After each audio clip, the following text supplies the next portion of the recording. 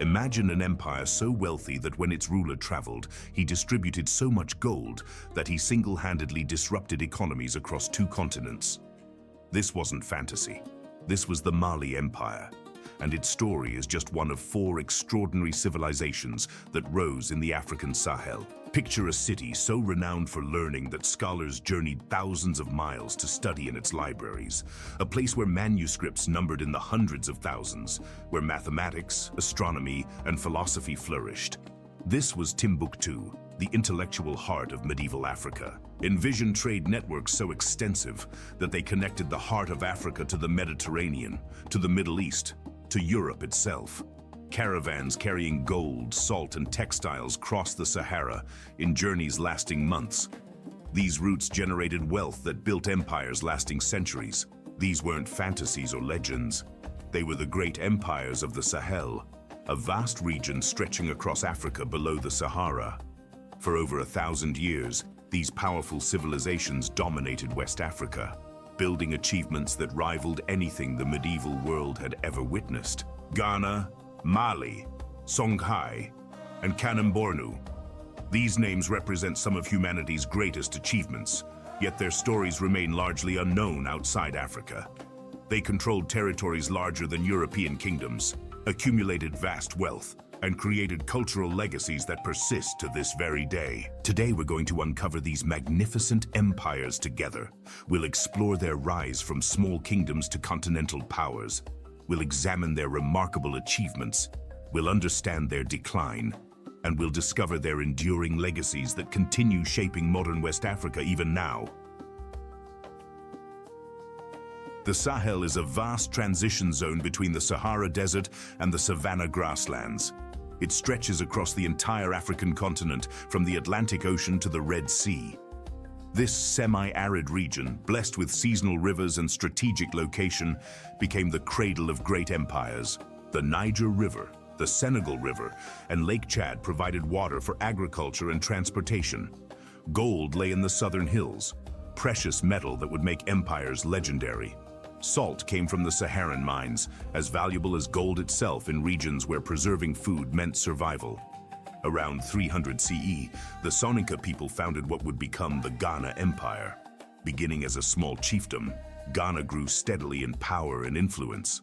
By the 9th century, its capital Kumbisale had become a major international trading center, drawing merchants from across the known world. Arab traders called Ghana the land of gold, and this reputation spread throughout Europe and the Middle East. Ghana controlled the gold-producing regions of Bambouk and Bure, taxing every exchange between North Africa and sub-Saharan lands. Control of gold meant control of immense wealth. Ghana developed sophisticated governance systems. A king held supreme authority, supported by centralized administration, provincial governors, a professional military force, and an established judicial system. This wasn't a primitive society.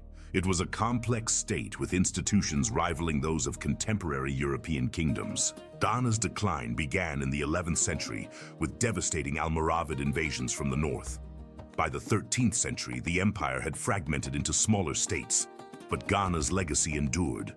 It established patterns of governance and trade that later empires would follow, perfect and expand upon.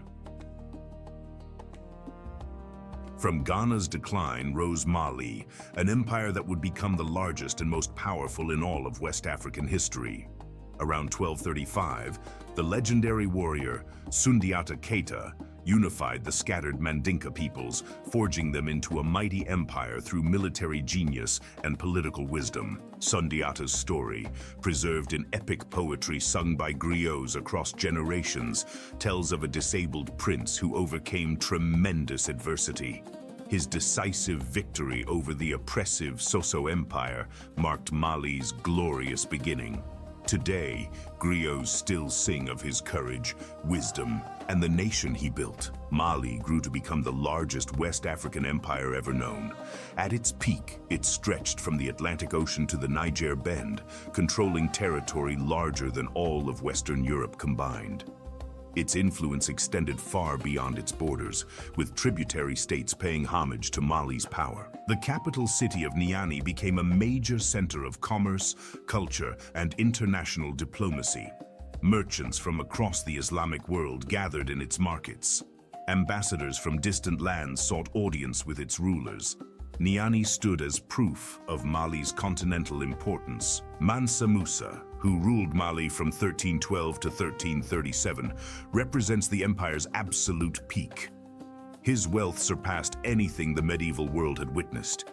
His generosity became legendary across 3 continents.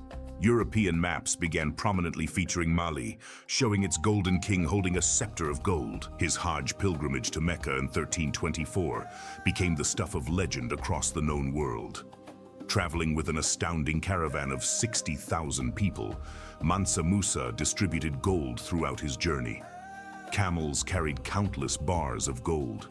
Servants wore silk and carried golden staffs. In Cairo, Mansa Musa distributed so much gold that he single-handedly caused massive inflation, disrupting the Egyptian economy for more than a decade. Gold lost its value. Prices soared. A single African ruler had demonstrated wealth beyond what the Mediterranean world could comprehend. Timbuktu became the crown jewel of Mali's intellectual achievement. The University of Sankore attracted scholars from across Africa, the Middle East, and beyond. Students traveled thousands of miles to study there. It became one of the great centers of learning in the entire medieval world. Libraries held thousands of precious manuscripts on mathematics, astronomy, medicine, jurisprudence, and theology. Scholars produced original works and preserved ancient texts. Timbuktu rivaled Cairo, Baghdad, and Cordoba as centers of Islamic learning. This intellectual achievement proved Mali wasn't merely wealthy, it was brilliantly sophisticated. Great mosques demonstrated sophisticated architectural knowledge, using local materials and techniques. The Djinguereber Mosque, commissioned by Mansa Musa himself and designed by the Andalusian architect Sahel, still stands today in Timbuktu as testament to their remarkable skill, vision, and enduring craftsmanship. From Mali's decline rose Songhai, which would become the largest empire in all of African history. Centered on the city of Gao along the Niger River, Songhai represented the absolute peak of Sahelian civilization. The most powerful, most organized, and most extensive state Africa had yet produced. Sunni Ali, who ruled from 1464 to 1492, established Songhai's dominance through military genius and relentless campaigning. He conquered former Mali territories, unified the Songhai peoples, and created a professional standing army with powerful cavalry forces that swept across the Sahel, conquering all opposition. Sunni Ali transformed the Niger River into a military highway, creating formidable naval power that no rival could match. War canoes patrolled the waters. Troops moved rapidly along the river.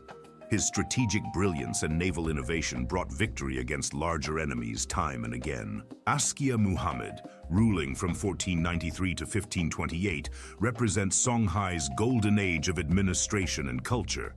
He wasn't merely a conqueror, he was a visionary administrator, tireless reformer, and generous patron of learning, who transformed military conquest into lasting stable governance across the vast empire. Askia Muhammad's administrative reforms were remarkably sophisticated. He created centralized government with clear hierarchies. He established provincial administration throughout the empire. He developed efficient taxation. He codified laws. He built a bureaucratic structure capable of managing the largest empire Africa had ever witnessed. Songhai controlled regional trade with unprecedented comprehensiveness. The entire Niger River trade flowed through the empire. Trans-Saharan routes were completely dominated. Market centers flourished in every major city.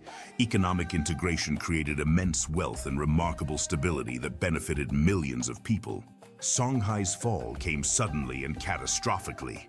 In 1591, Moroccan forces invaded from the north, using gunpowder weapons that Songhai simply couldn't match, muskets and cannons against spears and cavalry. At the decisive Battle of Tondibi, Songhai's larger army was utterly defeated by superior firepower. The great empire fragmented rapidly after Tondibi. This devastating fall marked the end of the great Sahelian empires as continental powers. Never again would a single state dominate the entire region. But the legacies of these empires would endure far beyond their political collapse. While empires rose and fell in the western Sahel, Kanem-Bornu maintained power in the east, demonstrating truly remarkable longevity unmatched anywhere else. This empire's history spans from approximately 700 CE to 1900 CE, over 1,200 years of continuous existence as a recognizable political entity. Founded by the Zaghawa people in the Lake Chad Basin, Kanem grew steadily over centuries. It controlled regional trade routes, converted to Islam in the 11th century, and established enduring patterns of governance and commerce that would persist across a millennium of continuous development. Around 1380, the empire undertook a remarkable transformation, migrating from Kanem to the Bornu region. This demonstrated extraordinary adaptability. When conditions in the original homeland became unfavorable, the empire didn't collapse like others. It moved and successfully re-established itself in a new location. The new capital at Ngazargamu grew into one of Africa's largest and most impressive cities. The Bornu period witnessed the empire's peak power during the 16th and 17th centuries. It controlled extensive territory, dominated regional trade, and maintained formidable military strength against all challenges. This extraordinary longevity demonstrates remarkable adaptability and resilience. Kanem-Bornu survived external pressures that destroyed seemingly stronger empires elsewhere. It preserved ancient traditions while continuously evolving to meet new challenges, blending Islamic scholarship with local customs in a distinctive cultural synthesis. When Songhai fell to Moroccan invasion, Kanem-Bornu endured. When European colonial powers finally arrived centuries later, living memories of Kanem-Bornu still remained. Its thousand-year presence left deep, lasting marks on the entire Lake Chad region that continue influencing the area today. The great Sahelian empires may have fallen centuries ago, but their legacies endure powerfully throughout modern West Africa. Cultural practices, social structures, and traditions directly reflect ancient empire heritage. The past lives on in the present, demonstrating Africa's historical greatness to new generations. Languages from the empires, Mandinka, Soninka, Songhai, Kanuri, continue as living tongues spoken by millions today. Oral histories preserve empire stories across generations, carrying cultural memory in every spoken word. Griots still perform the epic of Sundiata, keeping ancient heroes alive through their art. Trade networks originally established by the ancient empires continue operating today across the modern Sahel. The same paths that caravans traveled 1,000 years ago still carry goods across borders. Ancient commercial patterns persist, adapted to modern conditions but recognizably continuous with the past. Market traditions persist magnificently in the great markets of Bamako, Niamey, Kano, N'Djamena, and dozens of other cities across West Africa. Commercial practices reflect centuries of accumulated heritage and expertise. Merchants today follow patterns their ancestors established under the great emperors. Administrative models developed by the ancient empires continue influencing modern states in fascinating ways. Modern Mali, Niger, Nigeria, and Chad exist in territories once controlled by these great empires. Their very names and boundaries echo historical divisions that predated European colonial powers. Regional organizations like ECOWAS build on centuries of cooperation among West African peoples. The concept of regional unity isn't new to this part of Africa. It echoes empires that successfully unified diverse peoples, languages, and cultures long before modern nations existed anywhere in the world. Historical memory remains remarkably strong throughout the region. Scholars work to preserve Timbuktu's precious manuscripts. UNESCO protects heritage sites.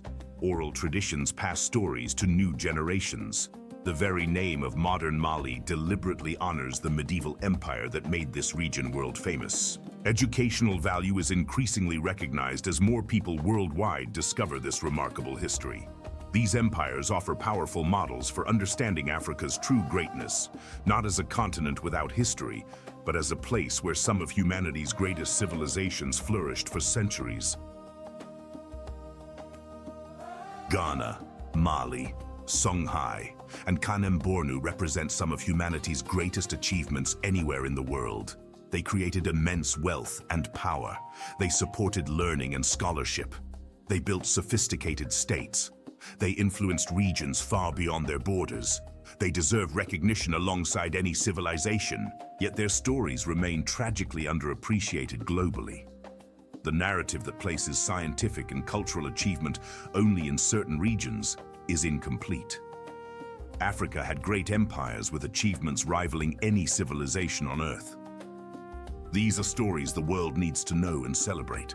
The echoes of these empires continue resounding through time, in languages spoken daily, in trade routes still traveled, in traditions maintained, in identities proudly formed. Ghana, Mali, Songhai, Kanem-Bornu, monuments to African greatness, reminders of what was achieved, and inspiration for what yet can be.